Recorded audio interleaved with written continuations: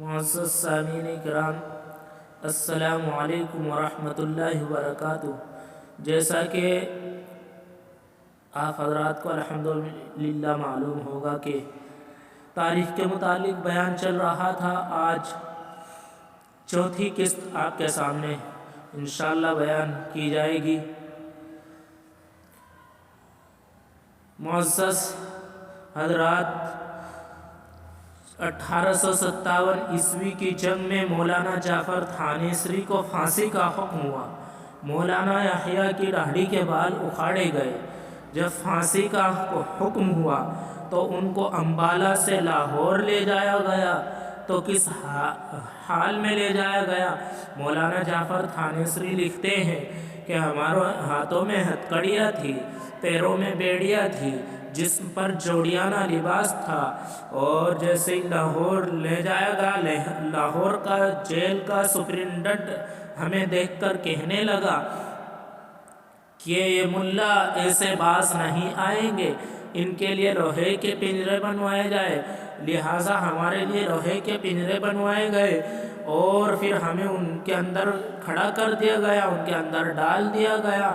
مولانا جعفر تھانیسری فرماتے ہیں کہ ہمارے ہاتھوں سے لہو بہتا تھا، ہمارے پیروں سے لہو بہتا تھا، ہمارے جسم سے لہو بہتا تھا، ہم ٹیک نہیں لگا سکتے تھے، ہم بیٹھ نہیں سکتے تھے، ہم ادھر ادھر ہل نہیں سکتے تھے، کیونکہ ان پنجروں کے اندر چونچدار سلاخیں لگائی گئی۔ میرا عزیز ساتھیو، پھر ملتان بتلایا گا کہ تمہیں ملتان ڈسٹرکٹ جیل میں پھانسی دی جائے گی، تو مال گاڑی کے ڈبے میں ہمیں ڈال دیا گیا، اور وہ مال گاڑی کا ڈبہ ملتان 3 مہینے میں پہنچتا ہے، کہیں 10 دن ٹھہرتا ہے، کہیں مہینہ ٹھہرتا ہے۔ اس کے بعد ہمیں اسٹیشن سے جیل تک ہماری آنکھوں پر پٹی باندھ کر لایا گیا، اور پھر بتلایا گا شام کو کہ صبح کو تم کو پھانسی ہوگی۔ تو رات کو ہم نے بڑی خوشیاں منائی کہ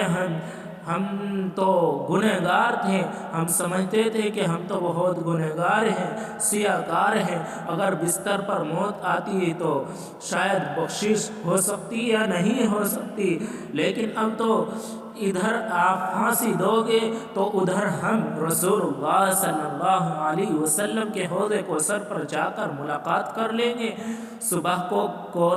انگریز میرے کمرے میں آیا، فرمایا،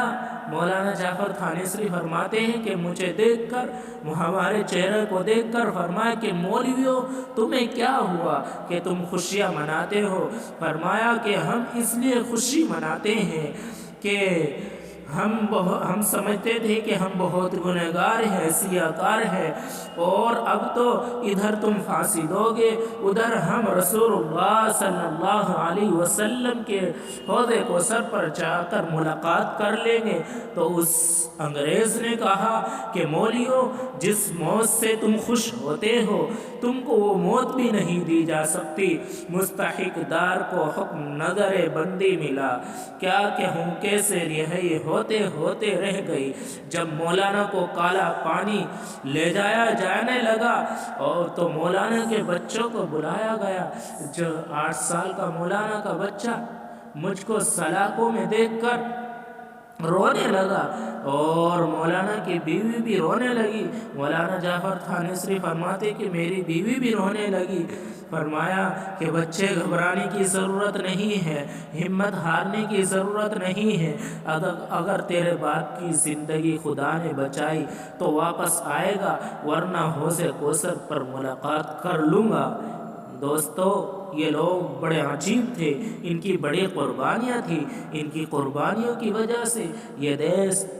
یہ ملک، یہ بھارت، یہ عزیز وطن آزاد ہوا۔ آزاد کے ساتھ ساتھ بدقسمتی سے یہ ملک تقسیم ہو گیا، جس کا مسلمانوں کو سب سے بڑا نقصان ہوا۔ ایک ملک سے 2 میں مسلمانوں کی طاقت تقسیم ہو گئی، 2 سے 3 میں، لیکن ایک طبقے نے اس سرزمین پر، ہندوستان کی سرزمین پر جنم لے رکھا تھا پہلے سے ہی، لیکن تقسیم ہونے کے بعد اس کے اندر ایک طاقت پیدا ہو گئی جس کے سرپرست سردار پٹیل تھے۔ وہ جو یہ چاہتے تھے کہ یہ ملک، اس ملک کو ہم ہند اسٹیٹ بنائیں گے، لیکن جمعیت علماء ہند اس کو پکڑ کر بیٹھ گئی کہ، اور انہوں نے کہا کہ ہمارے اکابر بزرگ اس میں 150 سال تک قربانیاں دیتے رہے، تو ان کی یہ محنت سے یہ پکڑ کر بیٹھ گئے اور کہا کہ تمہارے اندر تو آزادی کی بات کرنے کا شعور بھی نہیں تھا۔ جب سے ہمارے اکابر اس ملک کے اندر قربانیاں دے رہے ہیں، تو یہ صرف جمعیت علماء ہند کی طاقت تھی کہ جنہوں نے اس ملک کو پکڑا اور مضبوطی سے پکڑ کر یہ کہا کہ یہ ملک ہند اسٹیٹ نہیں بنے گا، بلکہ یہ ملک سیکولر دستور ہے، اور یہ ملک اقلیت اور اکثریت کے اتحاد کی ضمانت ہے۔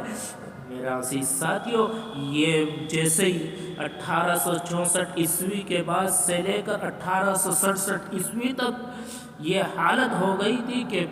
پوری دہلی شہر کے اندر کوئی دینی مدرسہ اپنی اصلی حالت پر باقی نہ تھا۔ ان حالات کو دیکھ کر جب عیسائی پوپ چرچ کے لوگ باہر نکلے ہوئے تھے، تو علماء دیوبند نے، وہ حضرات جنہوں نے اس ملک کو آزاد کرانے کے لیے، ان کے یتیم بچے سڑکوں پر ہیں اور ان کے سر پر ہاتھ رکھنے والا کوئی نہ تھا، عیسائی پوپ چرچ کے لوگ باہر نکلے ہوئے ہیں، وہ حضرات ان کا ہاتھ پکڑتے اور کہتے ہیں کہ چلو ہمارے ساتھ، ہم تم کو مفت پڑھائیں گے، مفت کھلائیں گے، مفت پہننے کے لیے دیں گے۔ جب یہ حالت دیکھی ان حضرات نے، تو وہ 1866 عیسوی میں دارالعلوم دیوبند کی بنیاد ڈالی، اور پھر ہمارے اکابر نے وہی نعرہ دیا کہ ہم بھی تم کو مفت پڑھائیں گے، مفت کھلائیں گے، اور مفت پہننے کے لیے دیں گے، مفت رہنے کے لیے دیں گے، اور آواز دی اپنی قوم کو کہ دیکھو کہ جب تک یہ مدرسہ زندہ ہے تو تو زندہ ہے، تیری اولاد زندہ ہے، تیری آئندہ آنے والی نسلیں زندہ ہے۔ دوستو،